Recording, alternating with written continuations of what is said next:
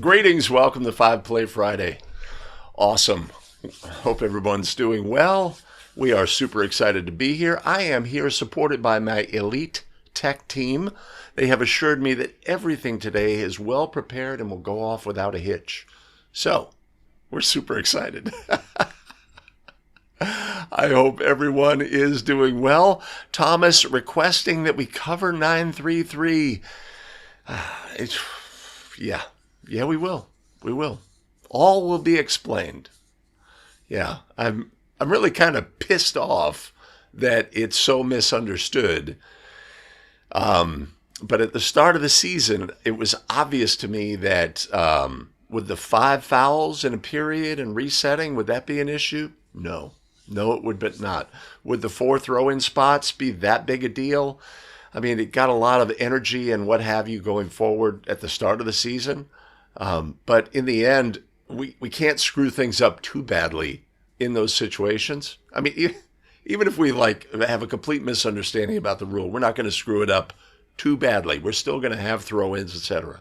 But I knew that this one was like lurking in the weeds and that it would be misunderstood because there's new language. And everybody says, oh, there's a new rule. Oh. So we will talk about 933. Yes, we will. The Zooch is in the house. We no longer have to wait for Zooch to show up to start the show. We could start right now, but I still have 8 minutes on the clock. Boy.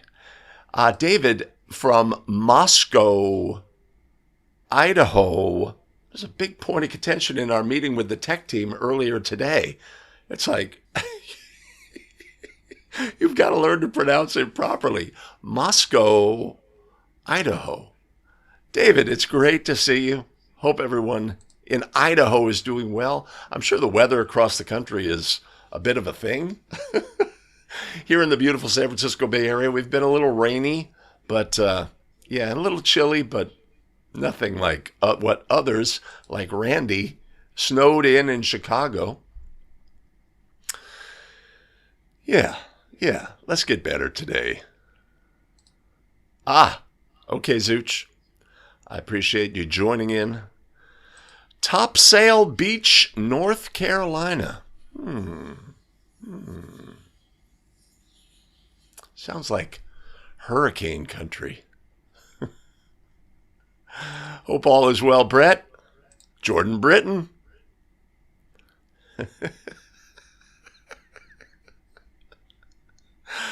Yes, the Zoom meeting. So you would think that me, I'm on video a lot, that Zoom is like an absolute mystery to me. I do not use it often. Let's see. Larry's in the house. Good to see you, Larry. Black Creek, Wisconsin. That's I like it. I live in Walnut Creek, but Black Creek sounds a little more vigor. Wait a minute. Todd, have you changed your screen name? What's going on here? Where's TRE?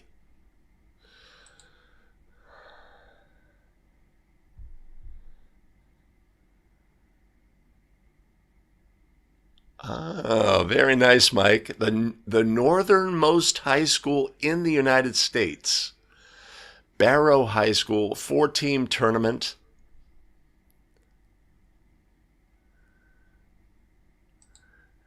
Central Florida, Drizzly.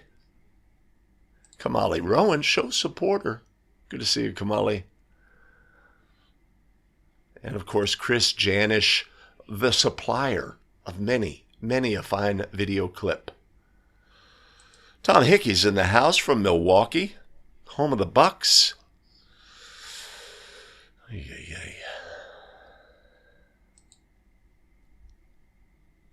Wow. Okay, so preventive cancellation. Got it. Judd, first timer.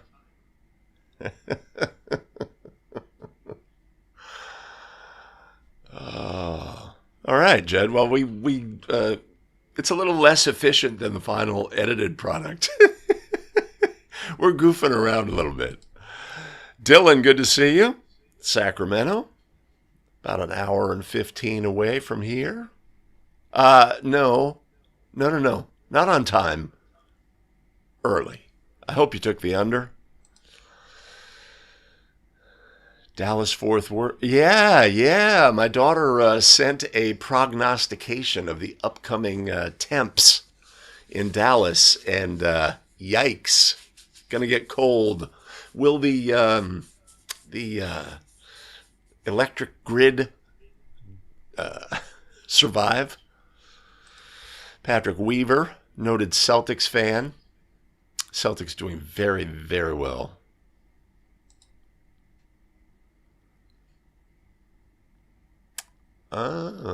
You have the college. There is a college case play on 933. That's one of the things that's missing. You know, when the rule change came in, it's just like, oh, I'll go to NCAA women's for a case play. And that's one of the issues that we have is the rule is presented. There's some language around it.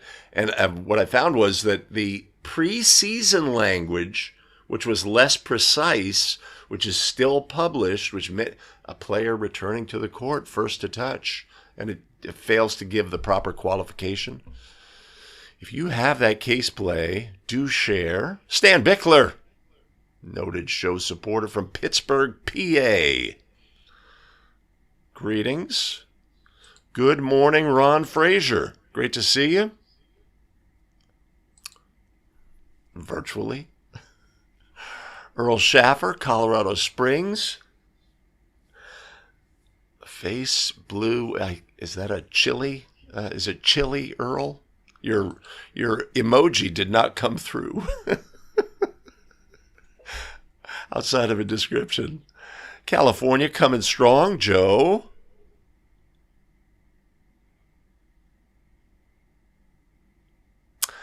Down south. Now we understand. David, I think you have expressed that many a time, but my brain said, oh, something different. Ray Allen in the house. Good to see you, Ray. California contingent coming very strong this morning. Where's our Michigan contingent? What's going on in Michigan? Nelson, good to see you. Connecticut, where's Billy Mack? What's going on here?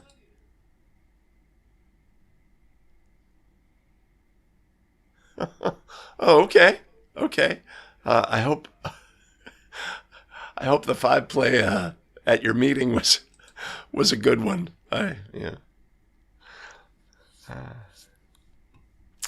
Yeah, some shows are better than others. If you were here last week, you would be greatly disappointed. But this week, my tech team has assured me that we are well prepared. We will see. The proof, you have a great pregame. We are ready to officiate this game. You go out on the court. What the hell is going on here? So we shall see. Thanks, Jeremy. Let me know where you're from. Stan Bickler. Oh, wow. Send me a link. I want to see the video. I love the whole concept of wearing skirts, either for a retro night or because that's like, sort of the field hockey influenced uniform. Of course, legal. Aye, Rick.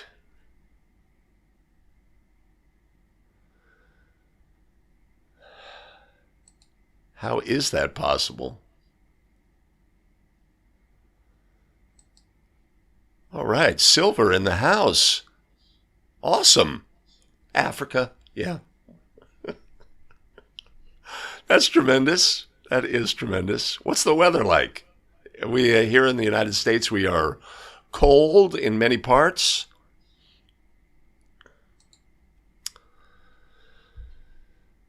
National champion.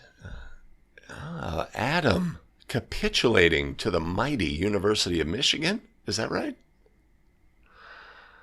Kelly from North Carolina. Where are you, Mark? You're in? Our most traveled member of the chat. Yeah, where is Jason Hayes? What's going on? It's frozen over. Yikes.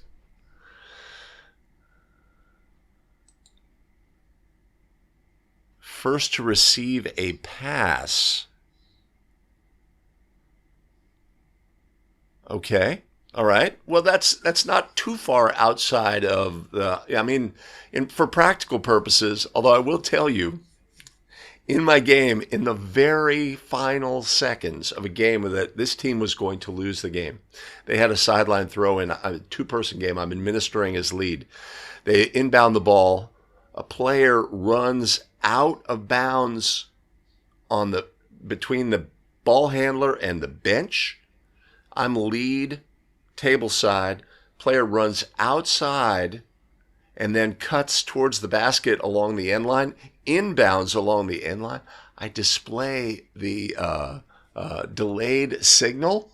Player goes to the basket. It's going away from me. The player reverse layup, scores, bench wants a foul. I had no look on the play. I know my partner's looking right at it. There's a no call on the play. I decided not to rule the violation, which would have been appropriate in that situation, because this team's going to lose. And it would have not have made the game better. And it would have really been an all about me situation where, oh, wait a minute, I know the rule. So I'm, you think the other team is like, no, that's 9-3-3. Not a thing at all. So I had that play. Will I get the game video? No. And I had, for live stream viewers, we'll have a play later where I was in my game. I was super excited. I need to see this on video. I had 95% awareness on the play. And so we have that to look for as live stream viewers. The final result when I did get the video. Nate Luther's in the house from Pennsylvania. The Pennsylvania contingent strong. Kansas City, Kansas. I see. Well, I hope it led to a great discussion amongst your group. That's really what it's all about. Bradley Black from Dayton, Ohio. We got Black Creek and Bradley Black. Richard, representing a significant percentage of all Rhode Island officials with his presence.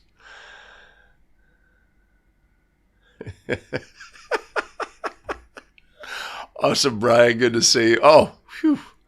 All right, Jason's here. All right, we can get started. Adam. All right. The California contingent is strong. So is this fresh cup of coffee. Wow, that is hot. Jason is in the house. Good to see you, Jason. All right, Ed. All right. Where is Billy Mack? Well, that's what's missing. Okay. Whew. All right. I am where I need to be. We are poised and ready to start the show. All right. Whew. Okay.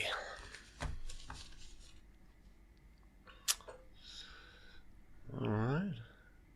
You notice my little lights back here? Wait a minute. This is the hardest thing to do. Is these lights are fading. They're fading. Battery's running low. Is this a sign? Oh no. Oh no. Wow. We could not do the show without the coffee. It is bright and early here in the beautiful San Francisco Bay Area. All right. Well, let's see. Okay. I think we're... Oh, I got to remember my foot pedal's working. Oh, my. Okay. Let's go here. Let's go here.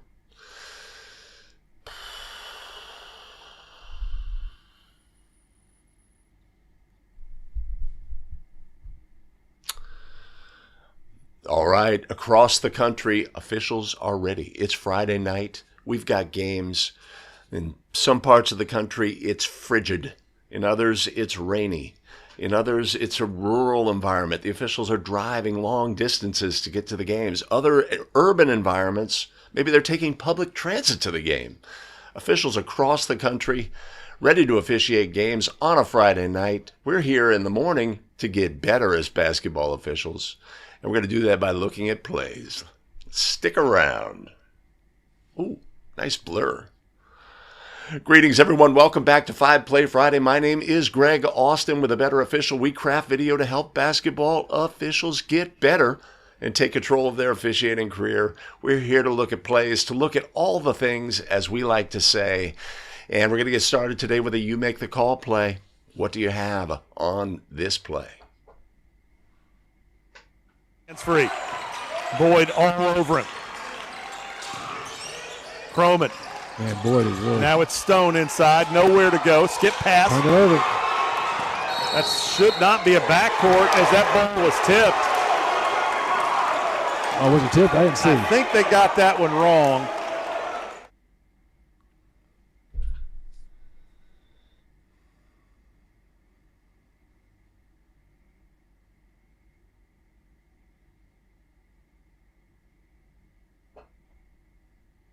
Wrong play. Wrong thing. Wrong thing. I did that wrong. Hold on. Back there. It's free.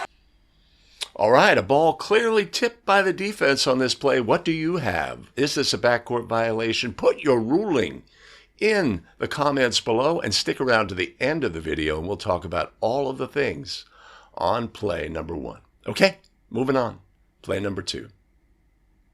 Except for live stream viewers. Hold on. Hey, back at the start of the show, we had play number 1, a you make the call play. Let's review play number 1. Go there and go here. All right. So on this play, we clearly have team control in the front court. Ball goes into the post, passed out to the top. Player on white deflects the basketball, and the officials rule a backcourt violation. Let's look at all of the things. Of course, we know that the deflection by the defense does not cause a change in team control, and subsequently, our point guard here for blue contacts the basketball. They are the last to touch in the front court, causing the ball to go into the backcourt, and the first to touch in the backcourt. This play is correctly ruled by our center official, who got a little ahead of the play here, right? A little out of position, but this play, let's note where the player contacts the basketball. That is where the violation occurred, and that's going to affect the resulting throw-in. We're looking at a game that is in the final 30 seconds. It's a one-possession game. We want to be super precise in those situations. But if we take a look at the play itself, team control on the court, right? That is not in question on this play.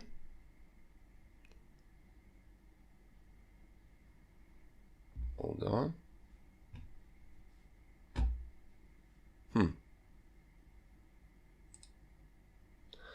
Team control on the court. Ball is passed by blue, and the ball is contacted by white. 90% of coaches across America think, oh, well, this changes everything. But this has absolutely no impact. Now, if this was the last touch on the court and the ball went into the back court, then white would have been the last to touch in the front court. But blue contacts the basketball last.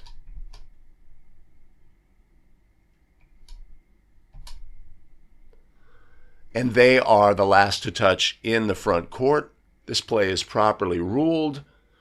Our central official is in great position. That is where the violation occurs, right? That's important to recognize, that our violation here occurred here. Our resulting throw-in should be at the 28-foot line here, right? And again, in an end-of-game situation, we want to be precise. There's a natural, the ball, then is picked up by a player, etc., which in this spot on the floor, of course, would lead to an end-line throw-in here. There is impact on our decision about which of these two spots.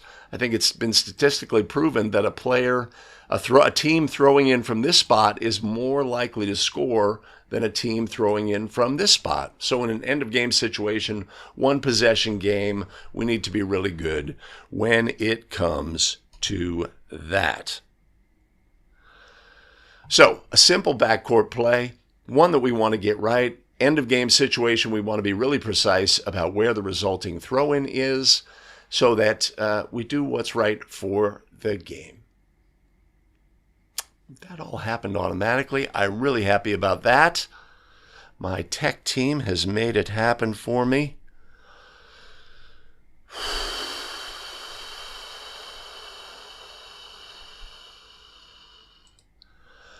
I believe our official was correct. Let's see. A bit of a banger. Yeah. I mean, you know, it's you know, in this situation, wait a minute.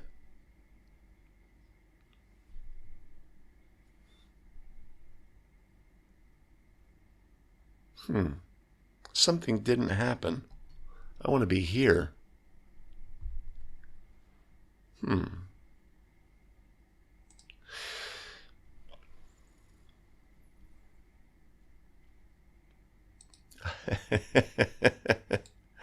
David, good to see you from St. Louis, Missouri is now finally trickling in.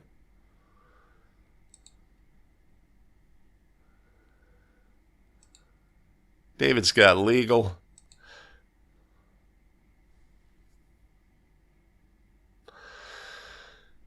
All right. So Gar Snacks 009 represents the coach's point of view, that the deflection, which if we were, I believe, if we're talking about NCAA men or NBA, changes whether this would be a backcourt violation. Of course, in high school and NCAA women's, it has the defense contacting the ball has no impact.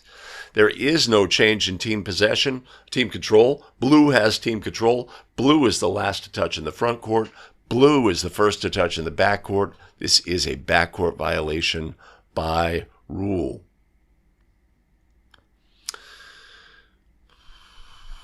Rick, that is correct.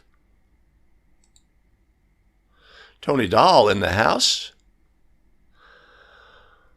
Tony, is this going to impact your golfing? I think it is. Thomas, spinning the platters.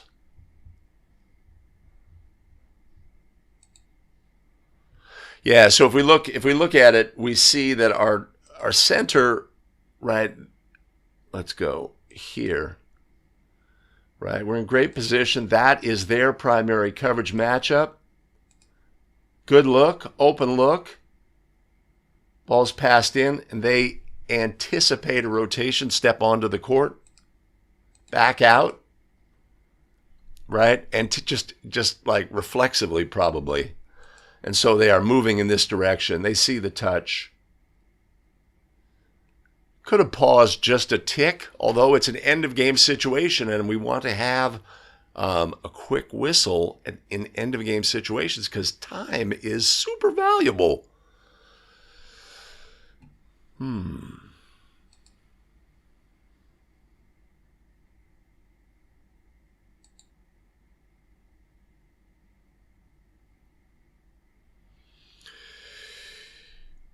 Well, I would say the fact that this is a violation, and well, first of all, I think the sender thinks he's the trail.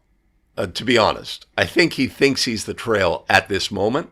But again, we don't want to have like a super patient whistle. I mean, what if we're under 10 seconds and we let a second and a half run off? It's like that timing is really valuable in that part of the game.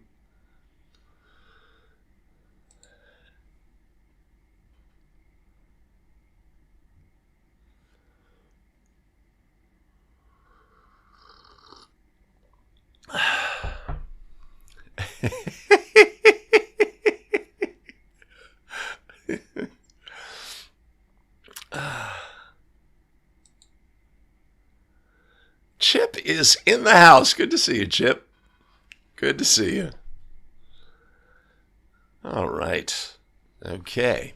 So I have already introduced play number 2, but for live stream viewers, I will say let's take a look at play number 2. You during this game against Dakota Valley. Good to see him out there.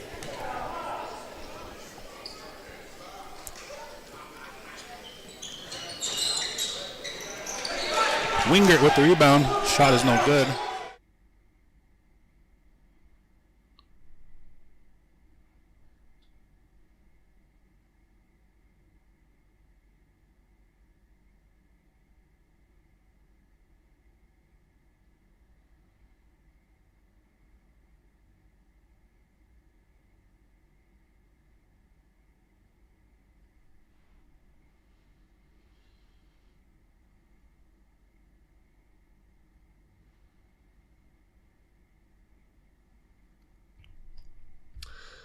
All right, so we have a teammate of the thrower in a marked lane space, right, who's actually has their right foot outside of the lane space.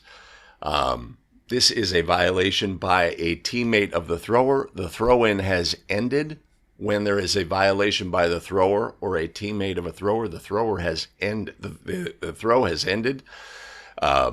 This should be a violation. It's not a delayed violation situation, right? This preceding this, we had this player just subbed into the game. Their shirt was untucked. They had a moment where they were standing in this very spot. This is a great opportunity for officials to do preventative officiating. Hey, check your feet. I need you in your spot, etc., before we administer the throw-in.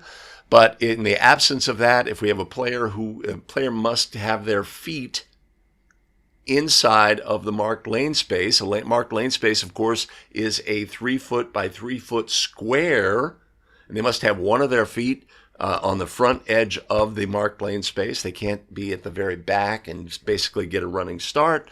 There are a number of restrictions for throwers, but let's also look at the arm action by the player in the spot for black, where they're extending an arm in front of their opponent.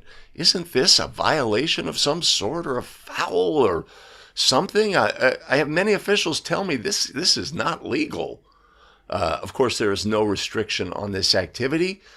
They can contact their opponent in this situation. They may not illegally contact their opponent, either preceding the free throw, or during the free throw, or after the free throw. But the extension of an arm by white, the extension of an arm by dark blue or black, is not illegal. But our teammate of the thrower, it should be a violation on them. The free throw should have ended on this very simple play. But it's always good to review these things. Sometimes our brain, we see a violation by a teammate of the thrower, and our first instinct is to extend and rule a delayed violation. But yeah, that's a violation. Throw-in should end in that situation. Understanding free throw rules and restrictions, of course, is very important. Very important, yes. Of course, we have some training available at abetterofficial.com/getbetter to help officials fully understand free throw rules and restrictions.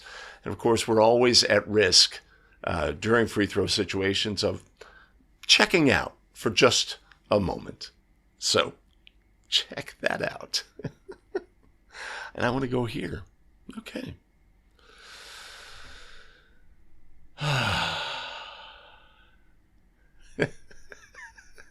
Yeah, the slow mo that lasted a little. I mean, free throws are slow enough, right? Because only one player is sort of any activity, and all the other players are getting ready.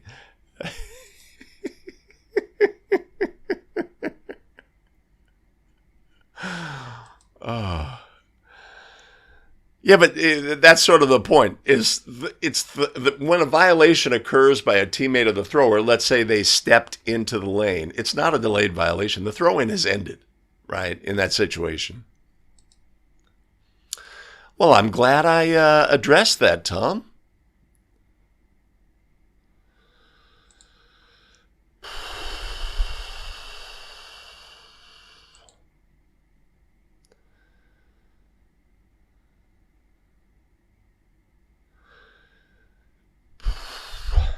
Yeah.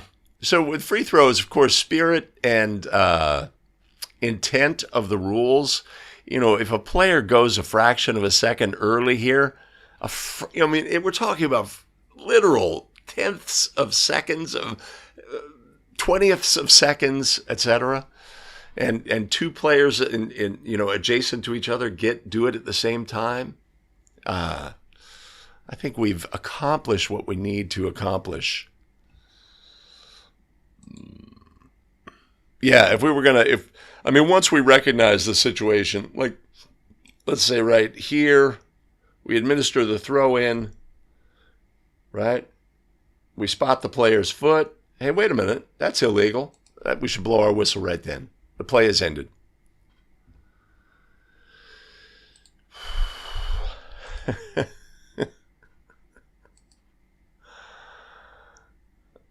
Oh, I see. I see. Yes, definitely fix before, but in the absence of fixing before, we didn't see it. Now we see it. What are you going to do? What are you going to do? Good morning, Kevin Smith. Since you are here,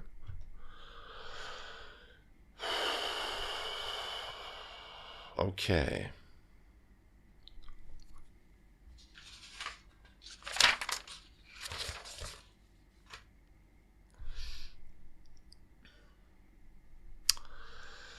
All right, that play reveals a player illegally being in the wrong part of the court, and that's a violation by rule. And we would be remiss if we did not identify our tremendous show supporters today who help fuel our broadcast. Kamali Rowan, Rod Helling, Sam Masiello, Patrick Keating, and Stan Whipple. Much appreciated, much love. If you want to buy us a show and help fuel the broadcast, there's a link on the screen. It's in the show description. It's in the first pinned comment. Yeah, it's up above. It's up above. All right, we're moving on. Let's look at our very next play.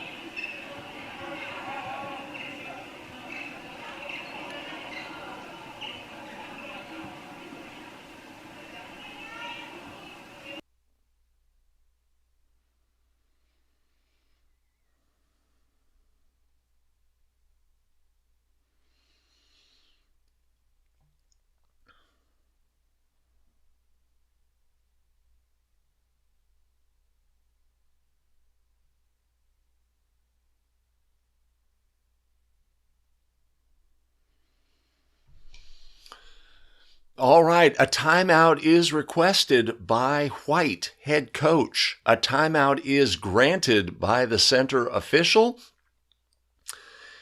After the timeout has been granted, after teams are in their huddle, other members of the crew suggest, wait a minute, there was a loose ball when the whistle was blown. Therefore, we're going to resume with a possession arrow throw-in in this 1-point game with under 13 seconds remaining. Okay?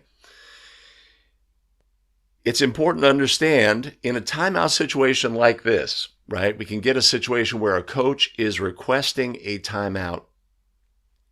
By the time the whistle ultimately blows, maybe the ball has been passed by a teammate or has become loose or what have you, right? Of course, our guidance when in high school officiating, it was a point of emphasis, is that we must ensure that the appropriate coach is requesting the timeout, etc. And so we're building in a situation where can we react immediately to a timeout request? Apparently, this head coach was requesting a timeout at each step along the way. Once the try had been missed, hey, timeout, right, like right here, right? Player goes to the basket. Their teammate grabs the basketball, establishing team control. Timeout, ref, timeout, timeout. The official's unsure. The ball gets loose. Another teammate grabs the ball. Timeout, timeout. And at here, we say, okay, I know White has player control, team control. I can grant the timeout. But the other officials on the crew don't realize that timing discrepancy has occurred. They get together and say the ball was loose.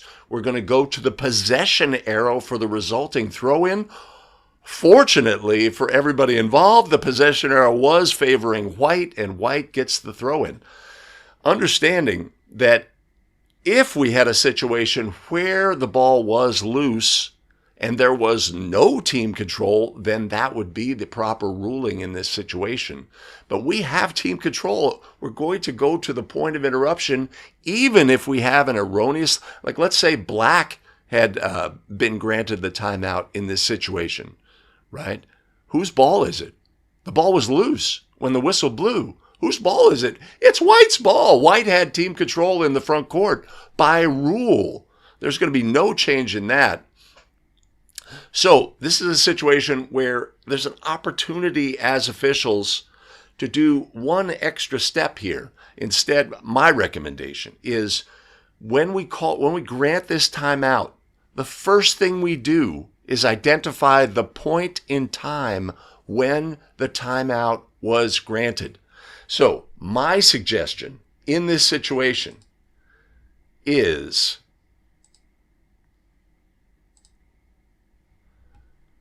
right? If we're not sure, we're center official, and let's watch our head coach here, timeout, right? The ball's loose. I can't grant the timeout. This player grabs the basketball. Then now I'm going to grant the timeout. First thing you do, holding the basketball. Point at the spot on the floor, holding the basketball. Timeout. White, right?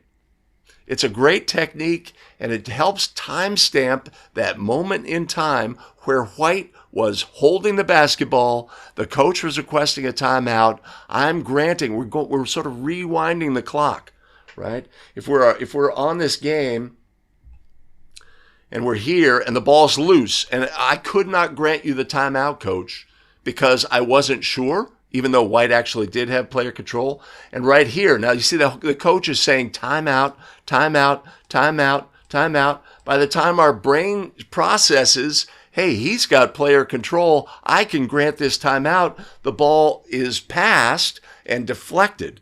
And everybody in the gym says the ball is loose, right? But we know that we're granting the timeout based on where it was. So we have to essentially say, we're going to stop right here, and we're going to rewind the clock by time stamping that spot on the floor where the player was holding the basketball. If we really emphasize that, we communicate not only to the stakeholders in the game, but our partners as well. So fortunately, in this situation, our possession arrow was favoring the team that should have been awarded the resulting throw-in. Dodged a bullet on that one.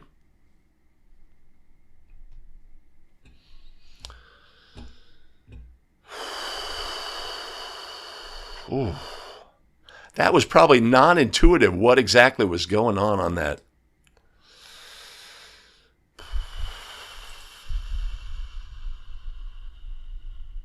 White had no control.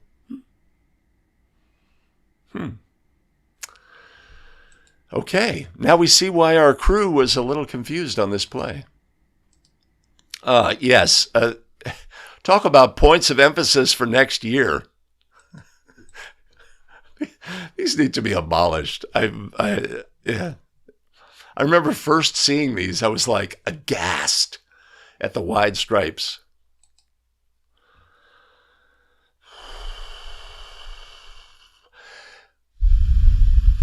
It's true, Ted. It is true.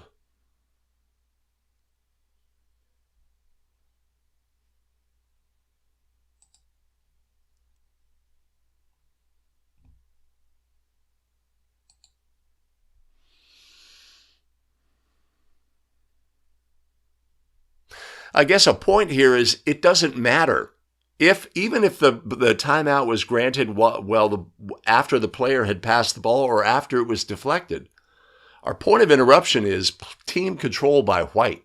That is clear on this play. We're not going to the possession arrow in any instance. There's 3 instances. One, we've granted the timeout to the white coach, and the ball, and it was after the pass had been made, and the ball was loose and had been deflected.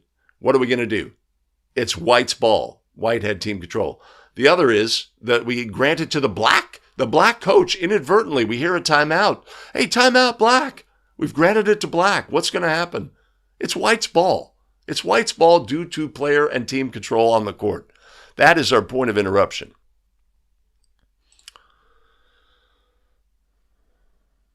Kevin, it's obvious that white 4 has the basketball. It's obvious. Right? It's not so obvious here, even though that player has control of the basketball. White 4 grabs the ball and passes the basketball.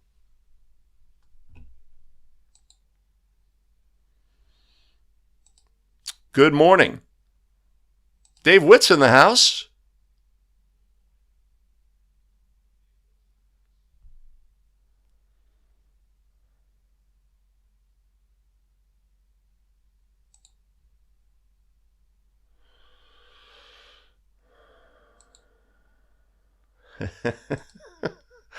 Oh man, this is a part of winter that here in California, it's like, what are you talking about? You guys are being buried and frozen and slick roads and what have you. I cannot emphasize it enough. And it's just like we blow the whistle. What I will do is I'll step on the floor after blowing the whistle.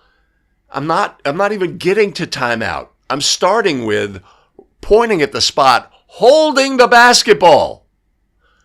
Timeout white, right? And I could show you some clips where I do that. I mean, it's really important for the stakeholders in the game, and obviously in this instance for our crew.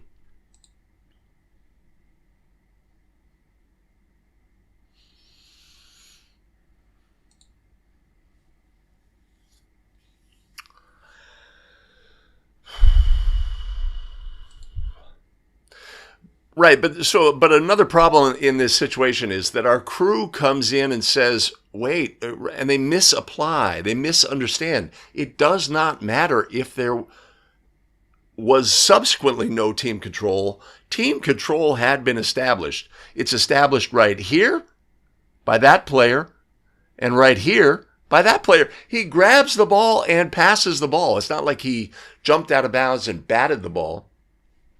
Oh, wait a minute. Let's see. Yeah. Okay.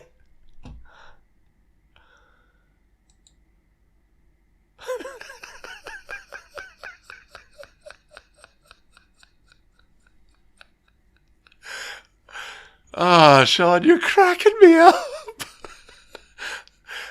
Yeah. The official driving home gets stranded and puts on his official's jersey, to help. I believe North Carolina does.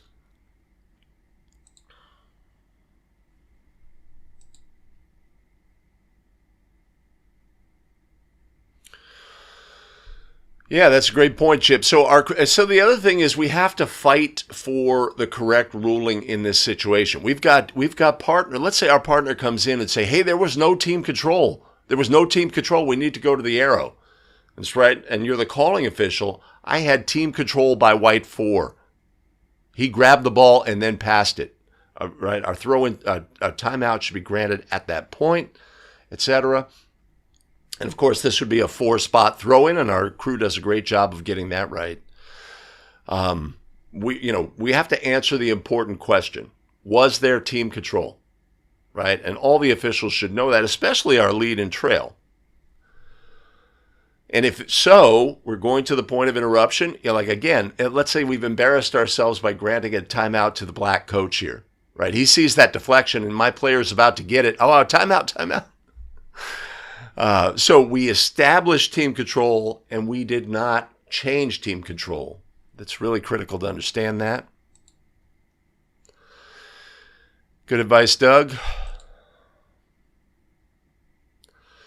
Yeah, but even if they're signaling here, our backs turned to them, and what do we, sometimes we want to anticipate a timeout by a coach. I don't know that this would be a situation to do that. Yeah. Okay. Agreed.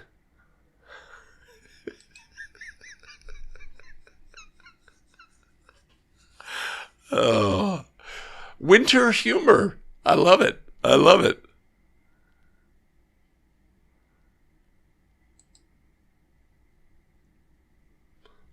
Violation for swinging elbows.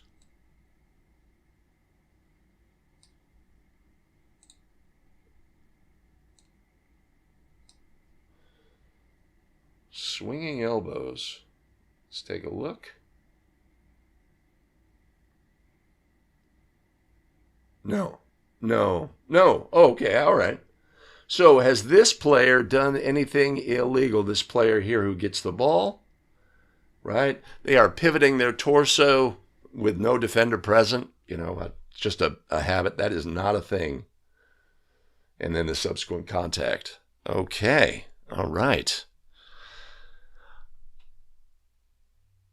Yeah, so I go here. Okay, all right. Hey, that play was submitted by Chris Neesham. If you want to submit a play to 5 Play Friday, here's a link. It's on the screen. Show description. Yep. First pin comment. Yep. And I'll put a link up above. All right, let's look at our next play.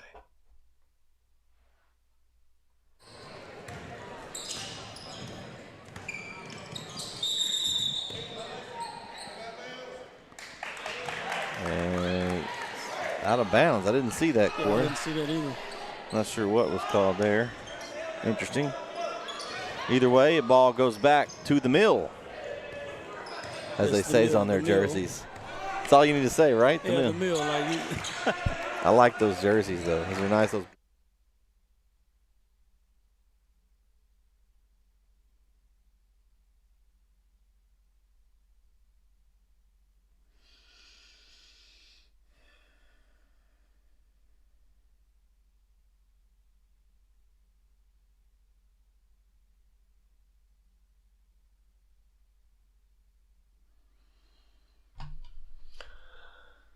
All right. Now, Rule 9-3-3. It's a new rule or a modification to an old rule that's now in effect, National Federation of High School Basketball Rules. This new change to the rule has caused many to be wildly confused about how to adjudicate plays. So, here we have the definitive play to help us understand Rule 9-3-3.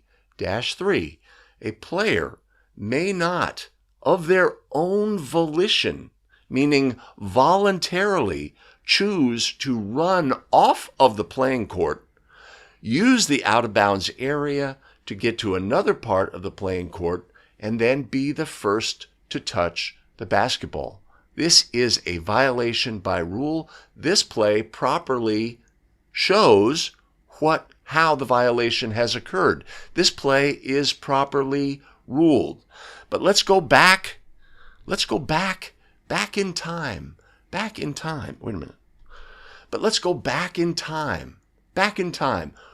Last season, and look at this play. If this play had occurred last year, let's go here.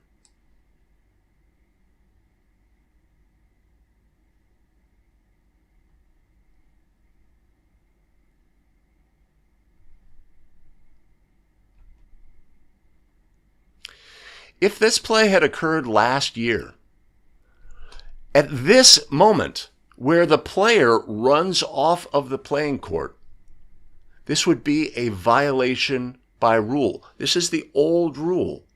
where a player has voluntarily left the court. This is a violation last year. Now, this year, NFHS said, you know what, that's very harsh and very punitive. So let's change the rule, allowing players to now run off of the playing court, and just add the one restriction that if they choose to voluntarily run out of bounds to use that part of the gymnasium to get to where they want to go, let's just make the restriction that they can no longer be the first to touch the basketball upon returning to the court. Now, the problem here is that many officials have interpreted the language of a player who is out of bounds may not be the first to touch upon returning to the court. But this rules modification was only implemented for this very type of play, where a player chooses and voluntarily leaves the court. It's not a player saving the basketball, a great save, and being the first to touch upon returning. It's not a player going in for a layup and being out of bounds after the layup attempt, and then returning to the court and being the first to touch. It's voluntarily, of one's own volition, choosing, hey, I need to get to the other side of the court. I'm just going to take the free access provided by the out-of-bounds area to do that. So, understand that when adjudicating plays like this, the player must voluntarily, of their own volition, and that doesn't include, I see the basketball, I'm going to go save that, so I have done something voluntarily on my part. That's not what this rule is about. It's just changing what was previously a very harsh and punitive rule to one that only if a player does this action, then they are at risk of a violation, but only when they return to the court holding and are first to touch the basketball. Okay? It's really important to understand where we started from in this ruling and where we are now. And the problem I see is that many officials are adjudicating these plays wrong, just taking the basic kernel of the language. A player may not return to the court and be the first to touch. That's not the purpose of the rule. The purpose of the rule is if a player chooses to leave the playing court, and not because of momentum, not because of saving the basketball, not shooting a layup, chooses rather, I'm on the court, I'm at this part of the court, I want to get to that part of the court, I'm just going to take the little sideways around the inline. Okay? So I hope that helps with that adjudication. I will tell you what.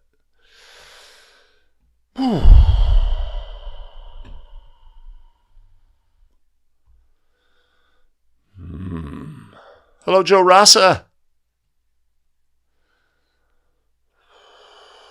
Oh, well, these aren't NCAA shirts, those wide stripes. I like, at first when the NCAA men's shirts came out, I did not like them. I like them a lot more now. I do like them. And the same was true with NCAA women's.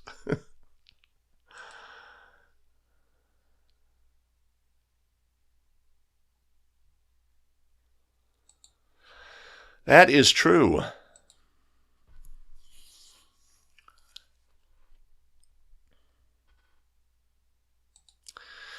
Yes, it is like the perfect example. As Ted describes. Yes.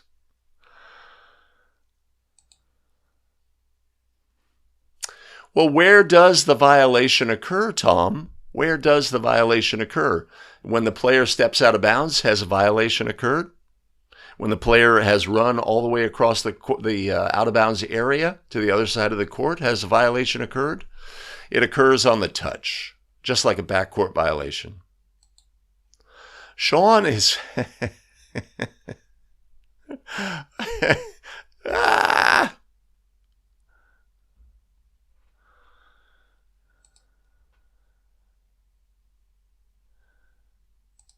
That is sort of the point, Tony. That's sort of the point, right? Last year, the violation is when the player leaves. and we try to repair that. NFHS produces language, and we see it. We see the misinterpretation start, and then you know, it makes me wonder, what is the association? What's the training that's going on for officials who don't understand this rule? It's confounding to me. I mean, are many officials left to their own devices? And the other problem is, like in one of my very first games, I had a coach say, when a player left due to momentum and returned and was the first to touch, tell me, no, there's a new rule, right? Like either they had misinterpreted or had been instructed by officials in a previous game. Hey.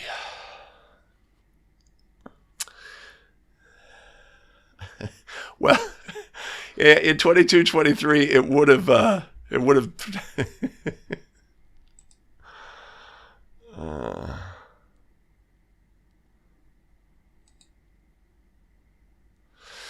Well, okay, yeah. So in the past, I would not call a violation on this play. That's me personally. I would not call a violation. Maybe that's one of the reasons why they changed the rule, because nobody was calling it. But this year, obviously, it is a new rule. I would say we need to call this when it is an obvious like this. We need to call this. We need to call this because at this moment, who understands what just happened? There is one person in the gymnasium who understands what just happened. Like, our trail doesn't understand. Our coaches don't understand. Our players don't understand. Obviously, our announcers don't understand, right? And so if we're going to do some education, right, we need to, make this call and be consistent about it. I'd say that's a hopeless case. I think for years to come, there will be misapplications of this rule. That is my prediction.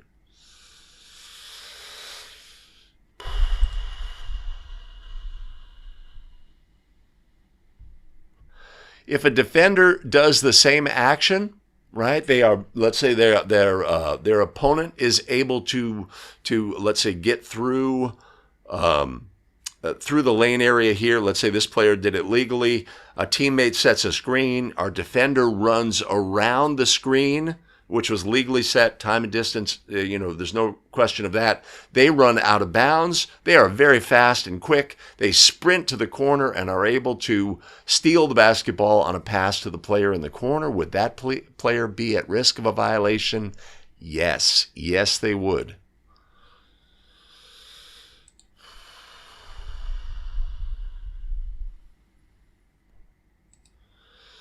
No, advantage is not part of the rule, but many officials will handle this play in different.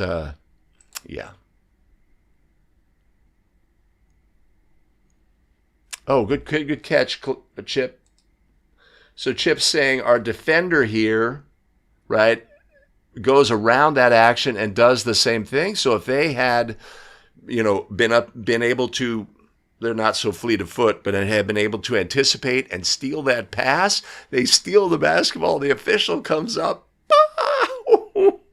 Yeah, I'm going to have to sell that one big time. Big time. But that would be a violation by the defense.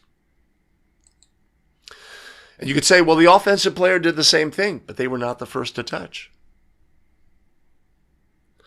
No, the main criteria is voluntarily using the out-of-bounds area. I'm making a decision, right?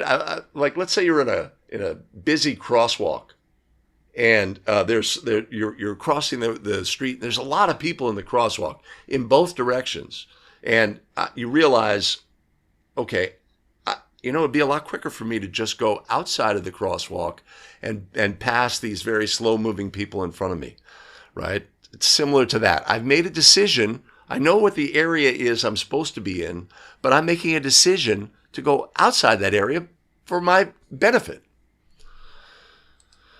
Oh, thank God. Good to see you, Brett.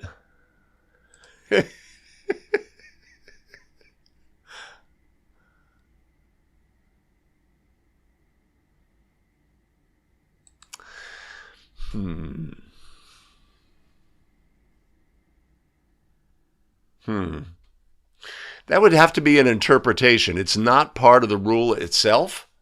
So I think the interpretation here is a player would gain an advantage here.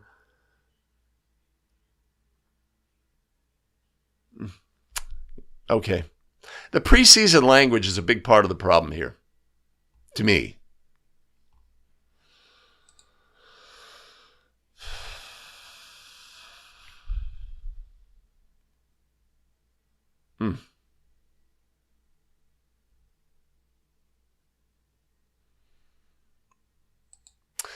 Okay, I've got to have a basketball rules expert show. I got to have it.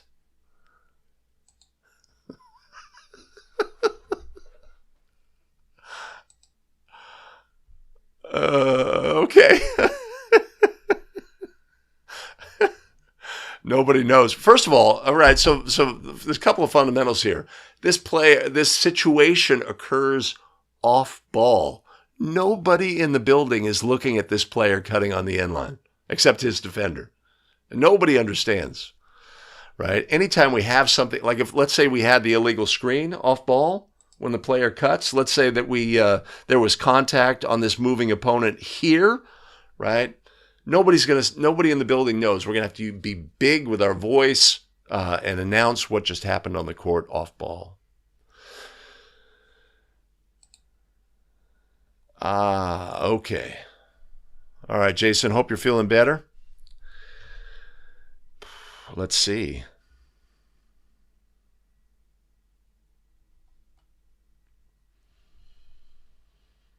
We need to have a knowledge of the rules. We need to, in all situations, throw-ins, free throws, jump balls, etc.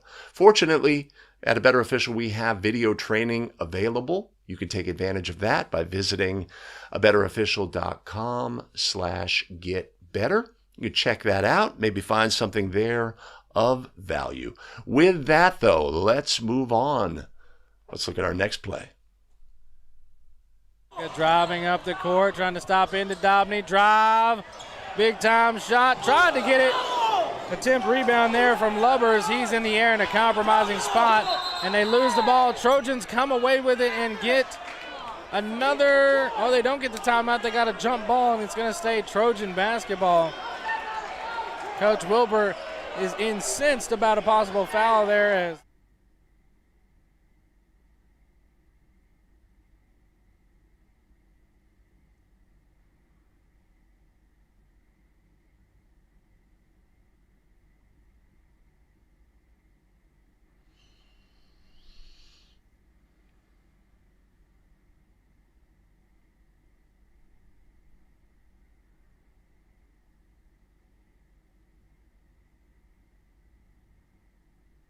drive. All right. Anytime a player goes hard to the floor, we certainly want to know how did they get there, right? What caused that player to go to the floor, right? If we do that, we're way ahead of the game. So this rebounding situation, right? This is a 3 official rebounding scenario. We've got 3 officials looking at this play. How does this player end up on the floor and end up on the floor hard? Was it, a situation of their own volition, bad luck, etc.? It also evidences a fact where sometimes the slightest touch or for a player who's in a vulnerable position can cause that player to go down, etc. I think we have illegal contact on this rebounding action by our opponent in white here. And it's not, a significant amount of contact. No foul is ruled there. We've got a player airborne. We've got 2 players competing for the basketball.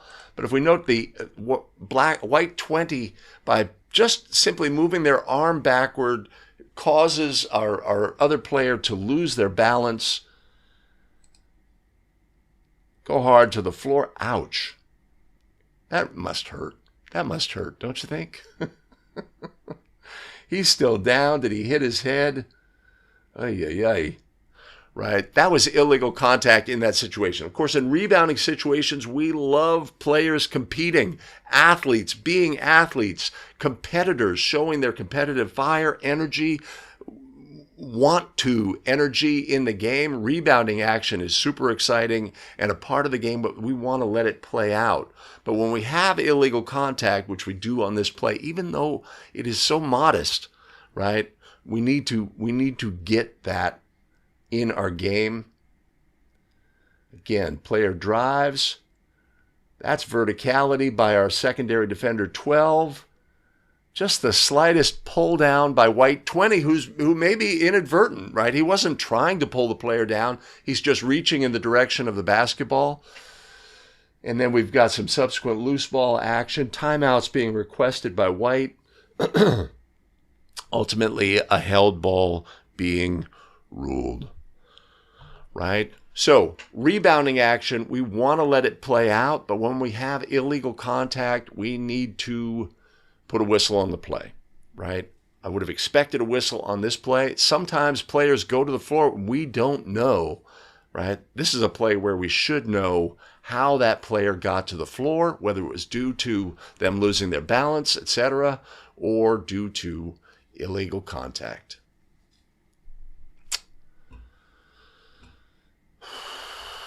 That's what I saw on the play.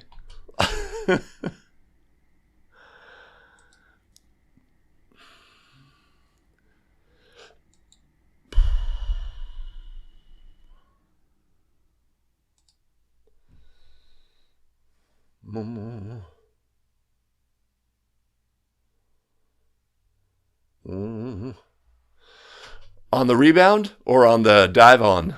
No, it's not really a dive on. It's more of a slide into.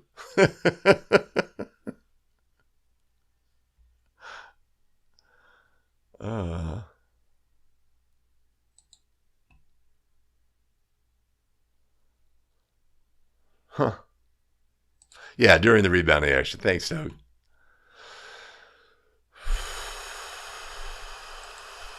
I think the initial shot, legal. I would judge that a verticality play.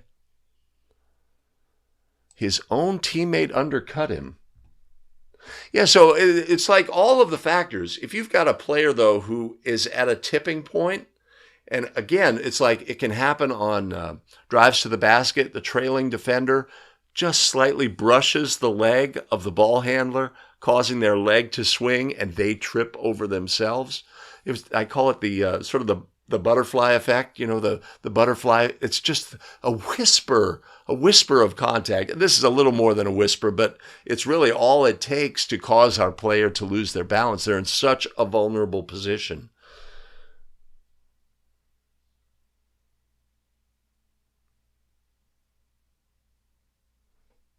Yeah, that's a foul. That's foul. And it's one you can come late from any of the three positions on the court.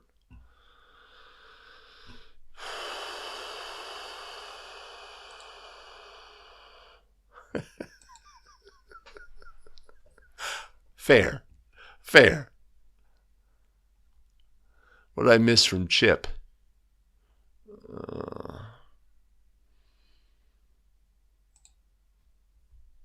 Illegal use of hands, right? That is inconceivable. Inconceivable. My elite tech team has set things up. There's no... I apologize.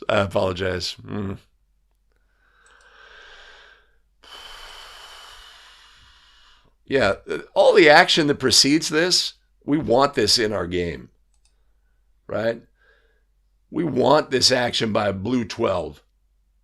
That's great defense. We want this competing for the basketball, right? So white 0 sort of, causes white 20, bumps them slightly, creating some contact on blue going up. I would not judge that initial contact with the body to be an issue. But the subsequent pull down, yes. I see what you're saying.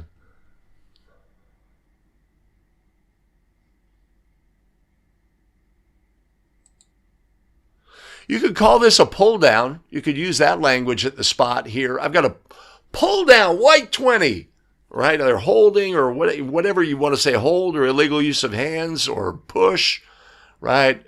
It's a pull down on this play. I would use illegal use of hands. They use their arm here. And it's just simply the moving back of an arm, a very natural movement. But that's just the way it is. I wonder how he ended up after this. Okay, all right, we got to quicken the pace here. Quicken the pace. I've done the back of play number 1. We got to look at a bonus play. Ooh, okay. Whew, okay. Do we have time for a bonus play? Do we? Really? Okay, let's look at him. Time winding down. Are they going to get the ball up in time? Clark for the win. She does it time and time again, the 40-piece, and walks off with the W.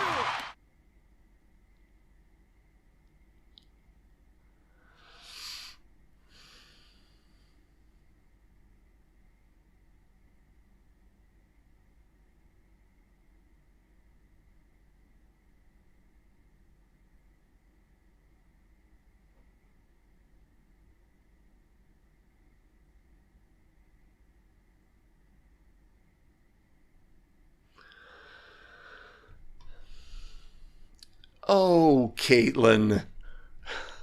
What a dynamic player. Right, so question raised, is this traveling on this play? No, it's not. So we have an end of game situation, final shot, tie score. We can look at the position of our crew. We're in fantastic position on this play. We've got possible screening action. Our center is above the free throw line extended. We've got 6 players. We got a definite action area. If our lead's looking off ball, there's nothing. That's not part of the game, right? The game is right here by the Hawkeye logo, right? We're looking for screening action, legal. Establishment of a pivot foot. We're giving you a right foot pivot in that situation. Is the ball put down before it's released? Close enough. Is the step back off of 1 foot, land on 2? Close enough. Game winner. I call this the Steph Curry effect, right? This, 10 years ago, this would have been a completely exotic play.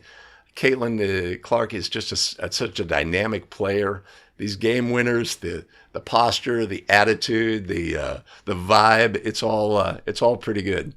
It's all pretty good. I know she gets herself into some predicaments with waving off officials, but a game winner, buzzer beater, we love it. Let's look at our trail official. Obviously, a super accomplished D1 official, right? And just note, as trail in this situation, stay with your shooter. Right, we're super excited to see whether the ball goes in, but we need to see that. Is there any contact by Black 22 on the leg of the shooter?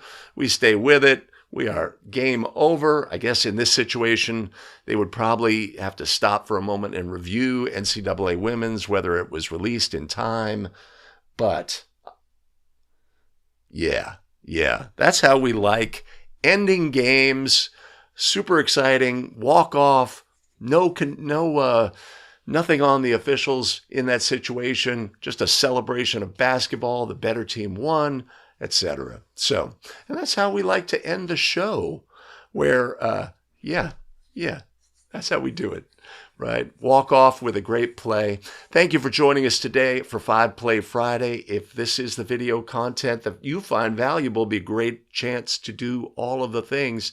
If you like this video, it helps us get it in front of more basketball officials and really helps us with the YouTube algorithm. Awesome. In addition, allow me to thank our tremendous show supporters who fuel our broadcast: Kamali Rowan, Rod Helling, Sam Maciello, Patrick Keating, and Stan Whipple. Much appreciated, much love. You want to help fuel the broadcast? You can do all the things. Yes, on the screen, in the show description, in the first pinned comment. And no, I'm not going to do it. I'm not going to put it up above. You're going to have to go find it yourself. All right, tremendous. Additional video content available for you here. Here's the training available at our website. Check that out, and we'll see you in the very next video. Take care, everybody. That's for those suckers who watch the final product. But live stream, we got more plays. We got more plays. Let's see. I want to go here. We got bonus plays for live stream viewers. Oh, I'm supposed to alert people to that fact ahead of time.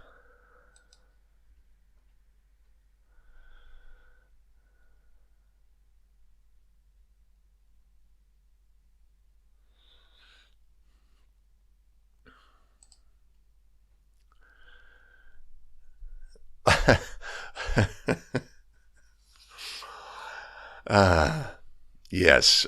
Well, you could make a case, right? So some would say you could make a case, oh, that is a traveling violation. Their feet did not land at the same time. You could make that case.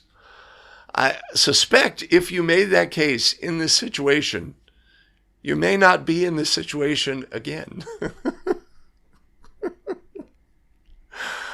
Oh, yeah, more plays. Okay, all right. So for live stream viewers, what do I have? What do I have? Oh, all right. So we don't often get to see them. This is a longer clip, a correctable error scenario. So bear with it. Both or the team, the offended team here is in the bonus. Let's look at a bonus play.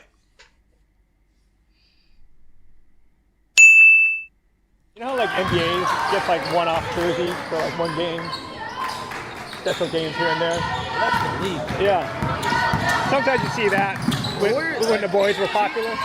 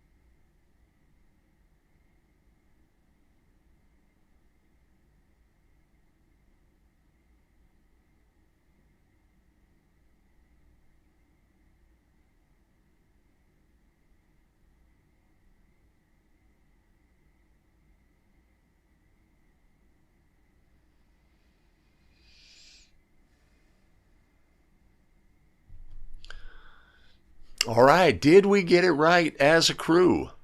Oh. What's going on?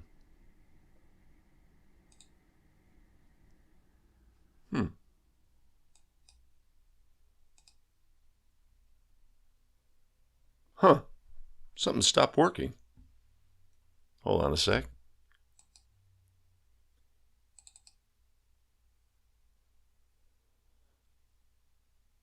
Huh. All right, hold on a second. My video player has frozen.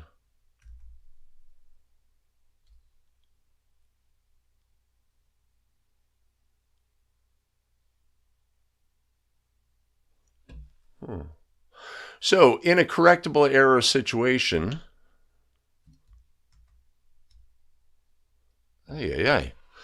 hold on.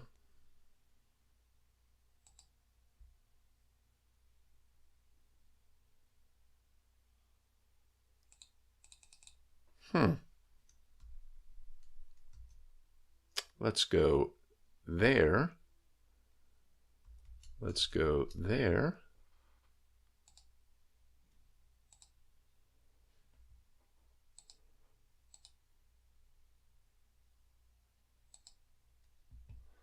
Let's go there.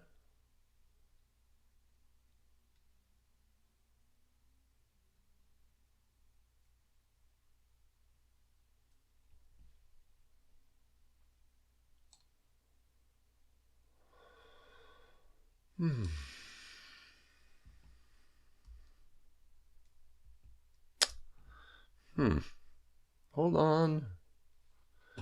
Having a bit of a trouble here. Let me go there.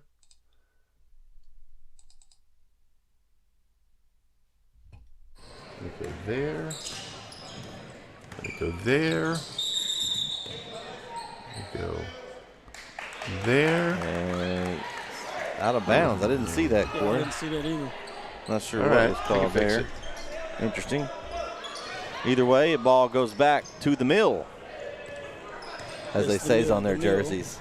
That's all you need to say, right? The Yeah, mill. the mill. Like you, I like those jerseys, though. Those are nice. Those. Okay. Oh, sorry about that. That was weird. All right. So in this scenario, we have got a lot of variables we can look at. This is really good. This is just a great play to break down. Let's put that there and that there. We have a foul ruled on white. If you are working this game and your partner rules a foul on white on this play, again, it's rebounding action. We're all looking at this rebounding action. Is that a foul on white? She's got the grab, but sort of like the obvious is that this, which happens first? The displacement by black or the grab by white? They do both happen. But, what do we expect? If you're the trail official, you're the lead official, what do you expect the ruling to be? I would expect it to be black. And when it's not, what does our brain do as a non-calling official on this play? But we're ruling a foul on white. We're going to the end line. Our crew's, okay, we're moving on. It's a foul on white, etc. We inbound the ball. It's a correctable error scenario. There's a resulting foul. Then play is stopped and we recognize, right? So we have a play here, player cutting off ball. Again, white 24 is involved, displaced. We have a foul ruled, spot is designated. In California, we don't switch for the tableside official. We go to report.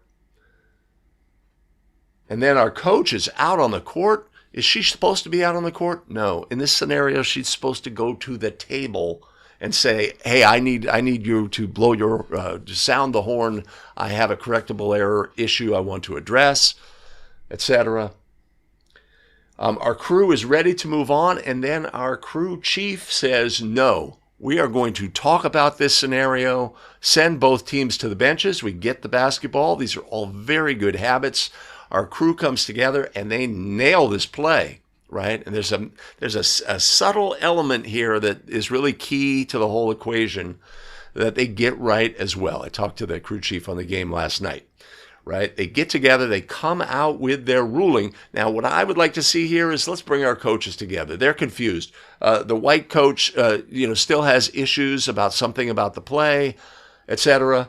Go together, say this is a correctable error by rule. We are within the correctable error time frame. Something else that we're going to discuss in a minute is also going to happen. We're going to resume the game with free throws and the lane field and play the game from there.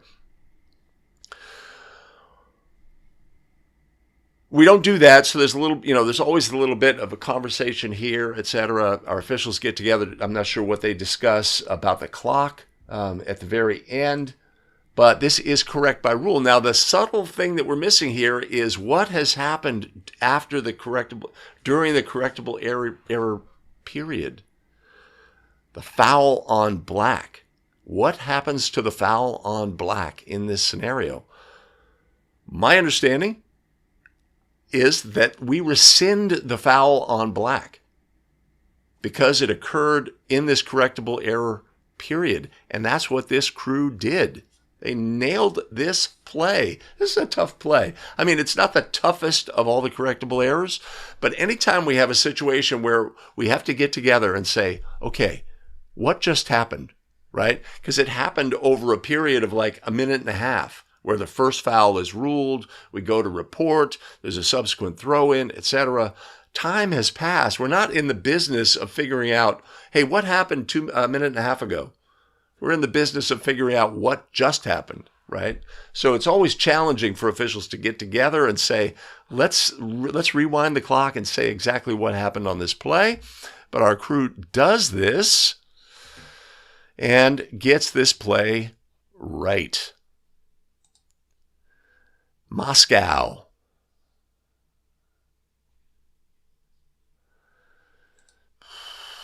Traveling.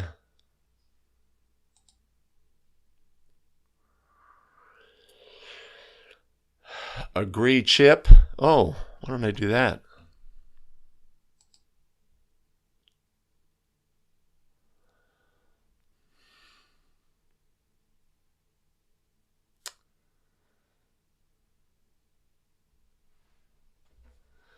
Yeah, black one looks like a problem. And so we could have, I mean, who knows what has happened to this point. We could have had, all sorts of actions by white to try to, she is a very large and strong player. I imagine a star in LA. Let me know, Brett. I've had this Sierra Canyon coach. They usually come up for the West Coast Jamboree. She's pretty awesome and straightforward to work for and knows her stuff.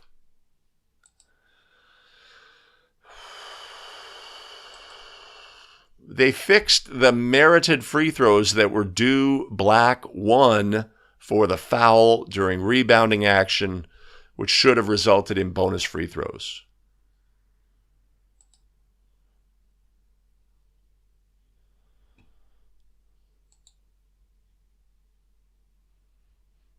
Cool. Well, it's pretty, so we don't usually get to see correctable error scenarios play out in this fashion. And of course, yeah. All right. Another bonus play for live stream viewers. Let's do it. To Dakota State's 12 in this second half so far. Pass to Dibiamaka, almost stolen by Caden Year. Dibiamaka going to drive inside, pass off to Ochan, flip it up, almost made the basket, and he's fouled on the attack. Johanna Ochan going to get fouled on that one. I wonder if the officials are conferring. Well, they were. Oh, they're going to say the basket is good, and the foul is going to go on Caden Year.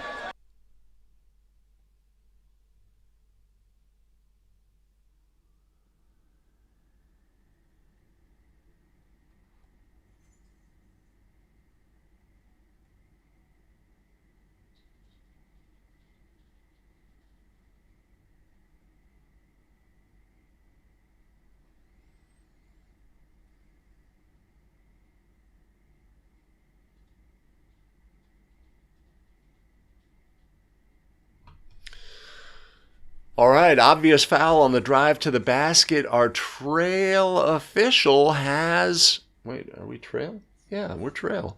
Has goaltending violation on the play. Tough angle, but does a great job of staying with the ball in that situation. So many times, this is a real weakness of mine. So many times play goes to the basket, our partner has a whistle, and we tend to focus on everything down low and just break that connection with the basketball in this situation. But a great job by our trail of staying with the play. Now, did we get the call correct? That's a question we'd have to answer.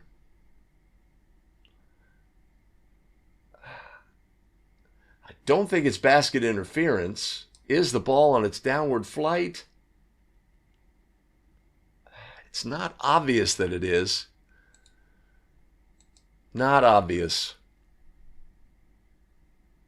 I'd love the call to come from center if it was.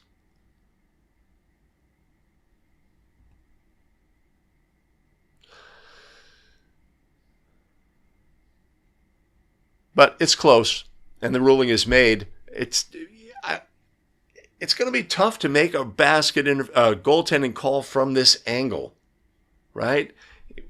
It's sort of a trust the crew scenario to me. Are we going to, if that's I keep saying it, if that's a goaltending violation, do we trust our center is going to get it? Yeah.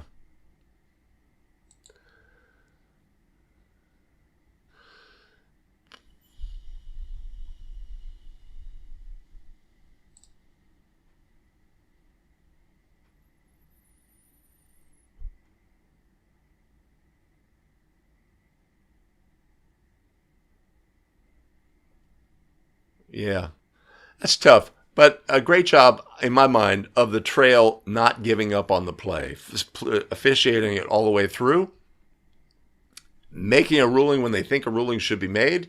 These are really important things. Getting to the calling official.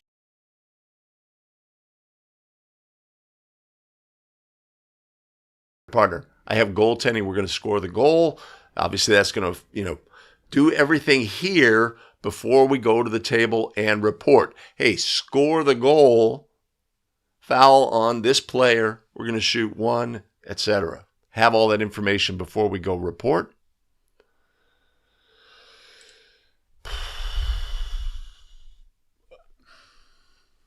Doug, rather, you are an excellent teammate.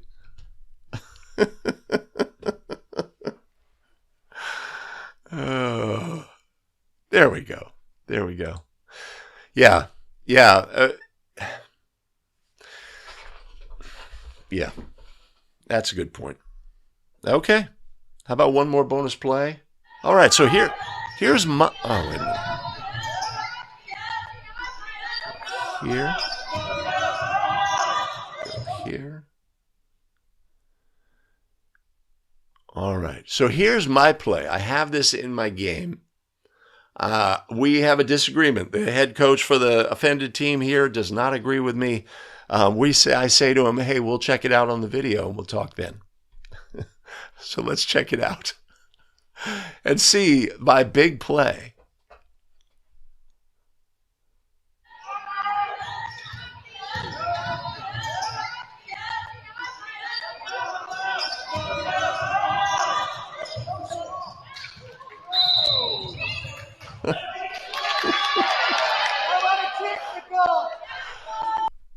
Come on, man. Come on.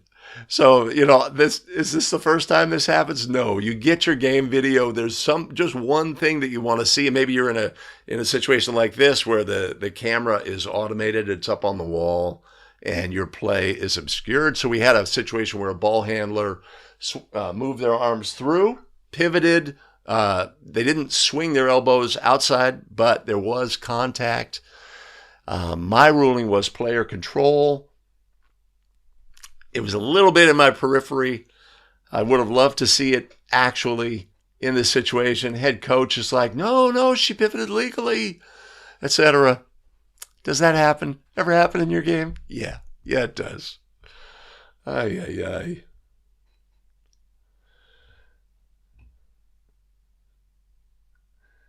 Yeah, so my attention was a little bit distracted here. How did we get here? Right? So you see the problem here. Why I would be distracted? I'm moving up the court, anticipating. So the offending player super quick and pushing the ball all game. And so, the natural flow. Yeah, that happened to me.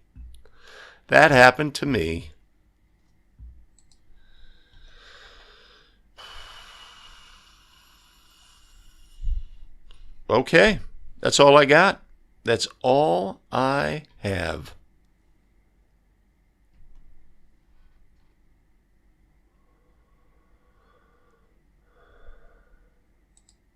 Thank you, Mike.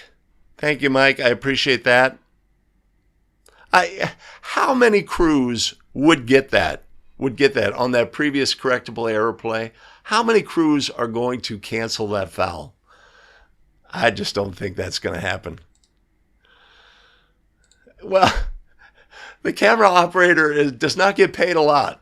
It's all, it's all AI. It picks up the movement of the players on the court. You see those players moving up to get substituted? It follows them. It's going to follow movement on the court. I'm going to have more from this game in our new officials training. Just the basics. 2-person officiating on a small floor.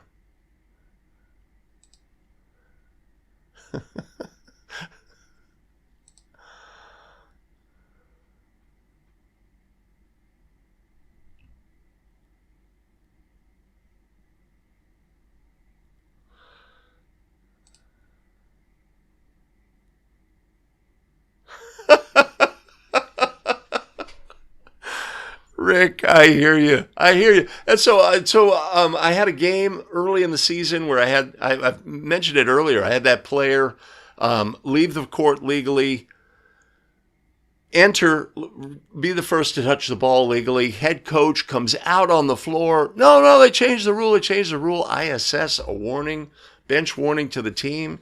Right, I'm super excited. Can we get it? Oh, I find out that team has their games on YouTube. I go to YouTube. They have everything but that game. Ay. Thanks, Doug.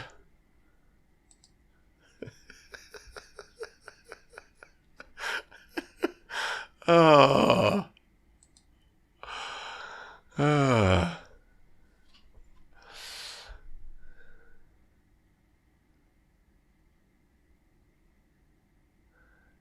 Yeah.